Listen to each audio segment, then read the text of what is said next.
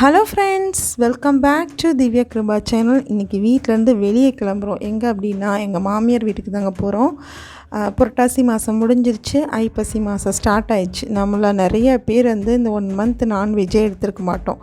நல்லா சாப்பிட்ணும், டேஸ்ட்டாக சாப்பிட்ணும், ரொம்ப நாளைக்கு அப்புறம் சாப்பிட்ணுன்னு சொல்லிவிட்டு எங்கள் மாமியார் வீட்டில் போய் எங்கள் மாமியார் கையில் சாப்பிட்லான்னு போயிட்டுருக்கோங்க. வாங்க போகலாம்.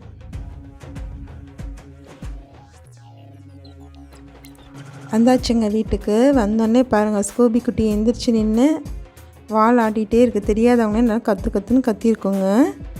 இப்போ வால் ஆட்டுது, 2 காலை நீட்டி வணக்கம் சொல்லுது. இப்போ பார்க்குது நம்ம ஃபோனில் வீடியோ எடுக்கிறோங்கிறது ஏதோ அது நினச்சிட்டு பார்த்துட்டு, ஸ்கூபி இங்கே பாரு, ஸ்கூபி குட்டி இங்கே பாருடா. பாருங்கள், பார்க்காதாமா நம்ம வீடியோ எடுக்கிறோன்னு அதுக்கு தெரியாது. ஆனால் என்னமோ நினச்சிக்குது. அது பார்த்துட்டு நம்ம கூப்பிட்டா திரும்பி பார்க்க மாட்டேன், நாங்கள் நின்றுட்டு அலைஞ்சிட்ருக்கு. இப்போ பார்த்திங்கன்னா நாங்கள் சொன்ன டைம் ஒன்று, வந்த டைம் ஒன்று. ஏன் அப்படின்னா நாங்கள் லேட்டாக வந்துவிட்டோம். அதுக்குள்ளே சிக்கன் குழம்பு வச்சாச்சு, சாப்பாடெல்லாம் சமைச்சாச்சு. இப்போ சிக்கன் கிரேவி பண்ண போகிறாங்க. ரொம்ப ரொம்ப டேஸ்ட்டாக இருக்கும். அதை உடனே ஒரு வீடியோ எடுத்தணும்னு சொல்லிவிட்டு இப்போ எடுக்க ஆரம்பித்தாச்சுங்க. சிக்கன் கிரேவி செய்கிறதுக்கு நல்லெண்ணெய் தான் யூஸ் பண்ணுறாங்க.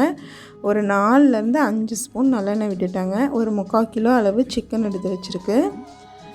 எண்ணெய் கொஞ்சம் காஞ்சோடனே கடுகு உளுந்தம்பருப்பு போட்டுக்கிறாங்க. ஒவ்வொருத்தவங்களுக்கும் ஒவ்வொரு ஸ்டைல் இருக்கும். எங்கள் மாமியார் பார்த்திங்கன்னா கடுகு உளுந்து போட்டு தாளிச்சுக்குவாங்க. அது நல்லா பொரிஞ்சோடனே 3லேருந்து ஒரு 4 பெரிய வெங்காயத்தை சின்ன சின்னதாக கட் பண்ணி வச்சுருக்காங்க. அதையும் இதில் போட்டு ஆட் பண்ணிக்கிறாங்க. அது நல்லா வதங்கி வரணும். அப்புறமேட்டுக்கு தான் மற்றதெல்லாம் ஆட் பண்ணுவாங்க. எங்களுக்கு கல்யாணம் ஆகி ஒரு 15 வருஷம் ஆச்சு. இது வரைக்கும் நான் தோசை ஊற்றிருக்கேன், காஃபி, டீ வச்சுருக்கேன். இது மட்டும்தான் சமைச்சிருக்கேன். வேறு பெரிய லெவலில் எதுவும் சமைக்கலை. எங்கள் மாமியாருக்கு தான் ரொம்ப சமைக்கிறது பிடிக்கும். இப்போ சிக்கன் போட்டுக்கலாம். அதில் அங்கே கழுவி சுத்தம் பண்ணி வச்சிட்டாங்கங்க. அந்த சிக்கனை இதில் ஆட் பண்ணிக்கிறாங்க. சிக்கனையும் போட்டுட்டு நல்லா மிக்ஸ் பண்ணிட்டுக்குவாங்க. ஏன்னா அவங்களுக்கு சமையல் ரொம்ப பிடிக்கும். அவங்களுக்கு கொஞ்சம் அவங்க சமைச்சா தான் கொஞ்சம் ரொம்ப பிடிக்கும். அதனால் சரின்னு சொல்லிட்டு நாங்களும் விட்டுறது. அவங்க சமைச்சா ரொம்ப டேஸ்ட்டாகவும் இருக்கும். அவங்களுக்கும் அதுதான் பிடிக்கும். அவங்களுக்கு அதுதான் கம்ஃபர்ட்டாக இருக்கும். அதனால் நாங்கள் விட்டுருவோம். இந்த மசாலா ஐட்டம்லாம் நாங்கள் வர்றதுக்கு முன்னாடியே குழம்புக்கு கிரேவிக்கெலாம் எடுத்து அரைச்சி வச்சிட்டாங்க. அதனால் எந்தெந்த அளவு என்னன்னு சொல்லி எங்களுக்கு இது பண்ண முடியல. இதில் இஞ்சி பூண்டு பேஸ்ட்டு, பட்டை, கிராம்பு, சோம்பு, சின்ன வெங்காயம் இதெல்லாம் போட்டு அரைச்சி வச்சுருக்கிறத ஃபஸ்ட்டு இப்போ ஆட் பண்ணியிருக்காங்க. இப்போ பார்த்திங்கன்னா இதில் வரமிளகா, ஜீரகம், மிளகு, கொத்தமல்லி அந்த பேஸ்ட்டையும் ஆட் பண்ணிட்டாங்க. கையளவு தான் இவங்களுக்கு. இத்தனை ஸ்பூன் அப்படின்லாம் தெரியாது. இங்கே பாருங்கள், இந்த மசாலா மிச்சம் இருக்குது. மறுநாள் புளிக்குழம்புக்கு யூஸ் பண்ணிக்குவாங்களாமா. எங்கள் மாமியார்கிட்ட என்னென்ன அளவு அப்படின்லாம் கேட்டோன்னா அவங்களுக்கு சொல்ல தெரியாது. அது எப்படின்னா ஒரு கையளவுன்னு சொல்லுவாங்கள்ல. எங்கள் மாமியாருக்கு ஒரு 65லேருந்து ஒரு 70 வயசுனாச்சு இருக்கும்.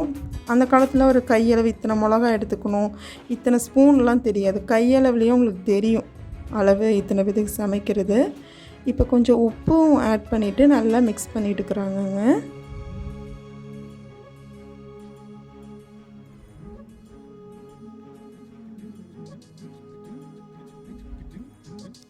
நல்லா கொதிக்கிறப்ப பாருங்கள், ரொம்ப சூப்பராக இருக்குல்ல.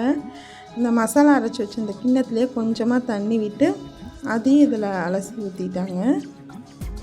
இப்போ கொஞ்சம் உப்பு செக் பண்ணிக்குவாங்க.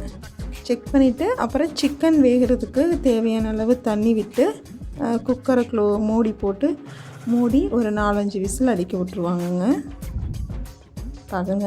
பார்க்குறதுக்கு டெம்டிங்காக இருக்குல்ல. ரொம்ப டேஸ்ட்டாக இருக்குங்க. எனக்கு மெஷர்மெண்ட்டோடு சொல்லணும்னு சொல்லிட்டு தான் நினச்சேன். ஆனால் இன்றைக்கி சூட் பண்ண முடியல. பாருங்கள், குக்கரை க்ளோஸ் பண்ணியாச்சு, விசிலும் போட்டாச்சு. ஒரு 4-5 விசில் அடிக்க விட்டு நம்ம பார்க்கலாம் எந்த அளவுக்கு வெந்திருக்குதுன்னு சொல்லிட்டு. அதுங்களையும் பார்த்திங்கன்னா இந்த சைடு நான் பிரியாணி செய்யலான்னு சொல்லிட்டு ஒரு 5 லிட்டர் ப்ரெஷர் ஃபேன் வச்சுருக்கேன் நான். இது திடீர் ஒரு ஐடியா தான். குழம்பு கிரேவி வச்சிடலான்னு நினச்சாங்க. அதுக்கப்புறம் பிரியாணி நான் செஞ்சு தரணும்னு சொல்லிட்டு டேஸ்ட்டாக இருக்குங்கிற நம்பிக்கையெல்லாம் என்னை செய்ய சொல்லிட்டாங்க. இப்போ பார்த்திங்கன்னா அதுக்கு பட்டை, கிராம்பு, பிரிஞ்சி இலை, இந்த பிரியாணிக்கு என்னென்ன வாசனையாக போடுறதுக்கு வச்சுருக்கோமோ அதெல்லாம் எடுத்து வச்சாச்சு. இப்போ வீட்டிலே கொஞ்சம் தான் நெய் இருந்துச்சு, ஒரு 2 ஸ்பூன் அளவு. அந்த நெய்யை விட்டுட்டு எக்ஸ்ட்ரா கொஞ்சம் எண்ணெயும் ஆட் பண்ணிக்கலாம். எண்ணெயும் விட்டாச்சுங்களா? இது விட்டதுக்கப்புறம் நான் எடுத்து வச்ச அந்த பிரியாணி இலையோட மசாலா ஐட்டம்லாம் எடுத்து வச்சோல்ல, அதை வந்து இதில் ஆட் பண்ணிட வேண்டியதுதான்.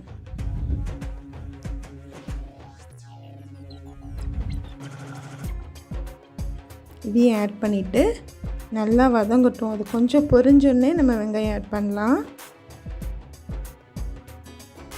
நெய் கொஞ்சம் இருந்துச்சா, அதுதான் எங்கள் மாமியார் ஊற்றிட்டுருக்காங்க.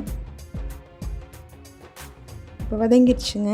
இப்போ நான் கட் பண்ணி வச்சுருக்க வெங்காயம், நீளமாக கட் பண்ணி வச்சுருந்தேன், அந்த வெங்காயத்தை இதில் போட்டுட்டு நல்லா வதக்கிக்கலாம். உப்பு கொஞ்சம் போட்டுக்கிறேன் நான், அப்போ தான் சீக்கிரம் வந்து குக் ஆகும். உப்பு போட்டு நல்லா வதக்கிக்கலாம்.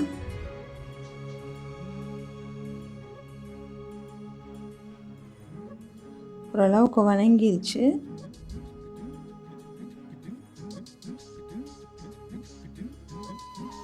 இப்போ நம்ம வந்து புதினா, கொத்தமல்லி வந்து ஒவ்வொரு கைப்பிடி எடுத்து வச்சேன். அதில் பாதி அளவு வந்து இந்த ஃபஸ்ட்டே வந்து ஆட் பண்ணுறேன். ஏன் அப்படின்னா, அந்த எண்ணெயோட அந்த பட்டை கிராம்பு வாசனையோட இந்த அரோமா வந்து இந்த புதினா கொத்தமல்லியோட வாசம் வந்து வீட்லேயே அப்படியே வீடு ஃபுல்லுமே கமன்னு வாசனை. இதுக்கப்புறம் பார்த்திங்கன்னா இஞ்சி பூண்டு பேஸ்ட்டும் இதில் ஆட் பண்ணுவேன்னா, அது போட்டோன்னே ஐயோ பயங்கரமான வாசனையாக இருக்கே, ஒரு பாய் வீட்டு பிரியாணி அளவுக்கு இருக்கும் போலன்னு சொல்லிவிட்டு எல்லோரும் வந்து என்ன கமன்னு வாசனையாக இருக்குன்னு சொல்லிட்டு எல்லாம் வந்து பார்த்தாங்க. இப்போ பாருங்கள், இஞ்சி பூண்டு பேஸ்ட்டு, கொஞ்சம் சின்ன வெங்காயம், இது 3ஐயும் இந்த பிரியாணிக்கு எவ்வளோ வேணுமோ அந்த அளவு அரைச்சி வச்சுக்கிட்டேன். ஒரு 4 ஸ்பூன் இருக்கிற மாதிரி அரைச்சி வச்சுருந்தேங்க. சின்ன வெங்காயம் போட்டனால கொஞ்சம் உங்களுக்கு நிறைய தெரியுது. இதையும் போட்டுட்டு இந்த நெய், அப்புறமேட்டுக்கு புதினா, கொத்தமல்லி, பட்டை, கிராம்பு இதோட அப்படியே சுருள வணக்கும் பொழுது பார்த்திங்கன்னா வீடு ஃபுல்லுமே கம்மன்னு வாசனை. மணி பார்த்திங்கன்னா இப்போ 1 மணிக்கு மேலே ஆயிடுச்சு. பசி வந்து அதிகமாகிடுச்சு. இந்த வாசனை வந்தோடனே என்னாகுன்னா பசி இப்பயே சாப்பிட்ணும் போல் பசி ஆயிடுச்சு எல்லாத்துக்கும். அந்தளவுக்கு வாசனையாக இருந்துச்சுங்க. இஞ்சி பூண்டோட பச்சை வாசனையெல்லாம் இப்போ போயிடுச்சு. இப்போ நம்ம தக்காளி, ஒரே ஒரு பச்சை மிளகா கட் பண்ணி வச்சுருக்கேன், அதையும் இதில் போட்டுடலாம். அதையும் போட்டு நல்லா மிக்ஸ் பண்ணி விட்டுடலாம்.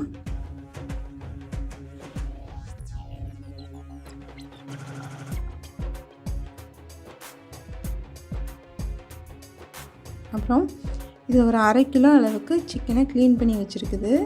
1/2 கிலோ ரைஸ் போடுறோம் அப்படின்னா 1/2 கிலோ வந்து சிக்கனும் போடணும். இது நார்மலாக குழம்புக்கு இதுக்குன்னு தான் வாங்கின சிக்கன், அதனால் சைஸ் வந்து கொஞ்சம் சின்னதாக இருக்குது. மஞ்சத்தூள் போட்டுக்கலாம். ஆச்சி பிரியாணி மசாலான்னு இருக்கக்கூடிய அந்த மசாலா பாக்கெட் தான் யூஸ் பண்ணோம். இது 1/2 கிலோ அப்படிங்கிறனால இந்த பாக்கெட்டில் ஒரு பாதி அளவு தான் நாங்கள் யூஸ் பண்ணோம். இந்த மசாலாவையும் போட்டுட்டு நல்லா சிக்கனை நல்லா கிண்டிவிட்டோன்னா அந்த மசாலா எல்லாம் அந்த சிக்கனுக்குள்ளே இறங்கும். சிக்கனில் கொஞ்சம் காரம் இதெல்லாம் பிடிச்சா தான் சாப்பிட்றதுக்கும் நல்லாயிருக்கும். அதனால் மிக்ஸ் பண்ணிக்கலாம்.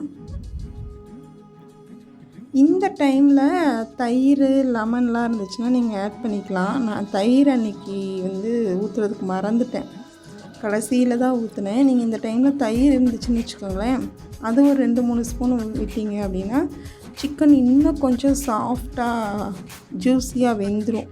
அதனால தான் இப்போ பிரியாணிக்கு வந்து தேவையான அளவு தண்ணி விட்டுக்கலாம். நான் கொஞ்சம் எக்ஸ்ட்ரா தான் தண்ணி விட்டுட்டேன் இன்றைக்கி, அதனால் வந்து கொஞ்சம் லைட்டாக குழஞ்சிருச்சு. கரெக்டாக பார்த்து ஜீரக சம்பா ரைஸில் தான் செய்கிறோம் நம்ம, அதனால் தண்ணியை கரெக்டாக வச்சுக்கணும். இப்போ கடைசியாக உப்பு ஏற்கனவே கொஞ்சம் போட்டிருக்கோம், இப்போ கொஞ்சம் போட்டு நல்லா மிக்ஸ் பண்ணி விட்டுக்கலாம். நான் சொன்னேன் எல்லா தயிர் கடைசியாக விட்டேன்னு, அதையும் எதுக்கு மிஸ் பண்ணுவாங்கன்னு சொல்லிட்டு நான் விட்டுட்டேன். ஆனால் நீங்கள் ஃபஸ்ட்டே தயிரை ஆட் பண்ணிடுங்க.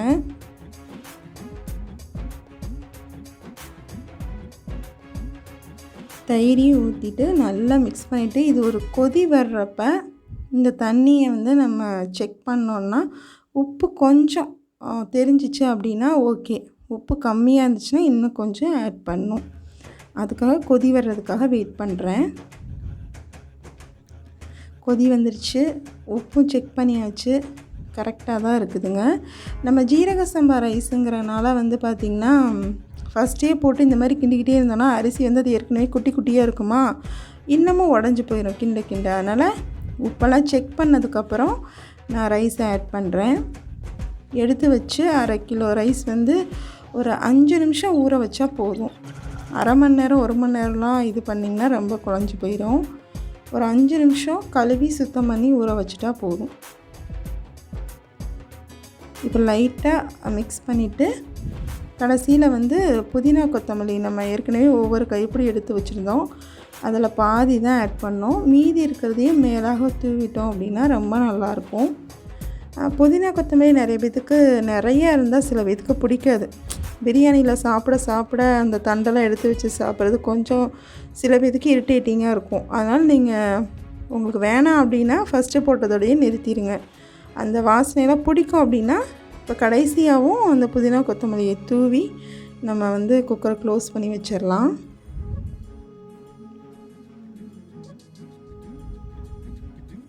எங்கள் மாமியார் வந்து இப்போ ஒரு தடவை உப்பு செக் பண்ணுறாங்க, கரெக்டாக இருக்கா இல்லையா. அவங்க செக் பண்ணால் தான் அவங்களுக்கு கொஞ்சம் திருப்தியாக இருக்கும். நான் சொன்னாலும் கேட்கல, அவங்க வந்து செக் பண்ணாங்க. அப்புறம் கரெக்டாக இருக்குது போதும் அப்படின்ட்டாங்க. இந்த புதினா கொத்தமல்லி தாங்க நல்லா கட் பண்ணலையா, இந்த கரண்டியில் ஃபுல்லாக ரோலிங் ஆகிக்குது. இப்போ வந்து லிட்டை க்ளோஸ் பண்ணி விசில் போட்டுடலாம். லெமன் வந்து கடைசியில் புழிஞ்சேன் நான். அதையும் புழிஞ்சிட்டு கொஞ்சம் புளிப்பு டேஸ்ட்டும் கலந்து வந்தால் நல்லாயிருக்கும்ல, அதனால தான். இப்போ லெமன் புழிஞ்சிட்டு புதினா கொத்தமல்லி நான் சொன்னேன்ல அதையும் போட்டுக்கலாம்.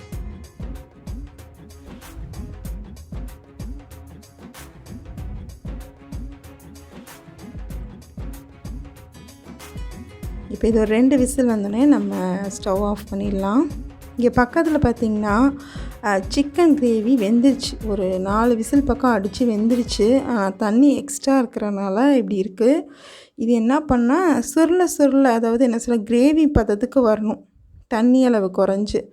அதனால் அதை கொஞ்சம் நேரம் க்ளோஸ் பண்ணி, அதாவது கொஞ்சம் மிக்ஸ் பண்ணுறது க்ளோஸ் பண்ணி தண்ணி அளவு குறையுதா கரெக்டாக இருக்குதான்னு சொல்லி பார்த்து எடுக்கணும். அந்த வேலை தான் போயிட்டுருக்கு. இது முடிஞ்சிச்சுன்னா நம்ம சாப்பிட போயிடலாம்.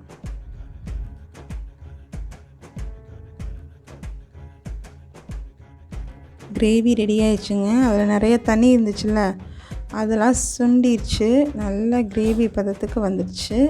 இப்போ நம்ம சாப்பிட்றதுக்கு ரெடியாக சிக்கன் கிரேவி இருக்குங்க.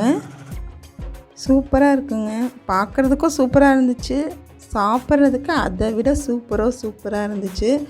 இந்த சிக்கன் கிரேவி பார்த்திங்கன்னா தேங்காய் பால் சாதம் செஞ்சீங்கன்னு வச்சுக்கோங்களேன், அதுக்கும் சாப்பிட்டா நல்லாயிருக்கும். இப்போ வந்து சோம்பு இருக்குல்ல, அதை வந்து வறுத்து பொடி பண்ணி அந்த சோம்பு தூளை வந்து கடைசியாக தூவுறாங்க. அது வந்து தான் இதில் சூப்பராக இன்னும் டேஸ்ட்டை வந்து அதிகப்படுத்துது. நீங்கள் தேங்காய் பால் சாதம் செஞ்சிங்கன்னா இந்த சிக்கன் கிரேவியை செஞ்சு சாப்பிட்டு பாருங்கள். நம்ம வீட்டுக்கு பின்னாடியே வந்து பார்த்திங்கன்னா வாழை மரம், மாமரம், நிறைய பூச்செடி இருக்குது. இப்போ நம்ம போய் இந்த மாதிரி நான்வெஜ்ஜை இலையில் சாப்பிட்டா தானே டேஸ்ட்டாக இருக்கும். போய் இலையை கட் பண்ணி எடுத்துகிட்டு வந்துடலாம். பாருங்கள், மணி 2:30 மணி 3 மணி ஆச்சு. பசி பயங்கரமாக இருக்குது. நிறையா மாங்காய், இது வந்து குட்டி மாங்காய் தான். பிரியாணி பாருங்கள் ரெடி ஆயிடுச்சு, சிக்கன் கிரேவி ரெடி ஆயிடுச்சு, அப்புறம் ஒயிட் ரைஸ், அப்புறம் சிக்கன் குழம்பு, இது வந்து தயிர் பச்சடி, எல்லாம் ரெடி ஆயிடுச்சு. எல்லோரும் சாப்பிட்லாம்.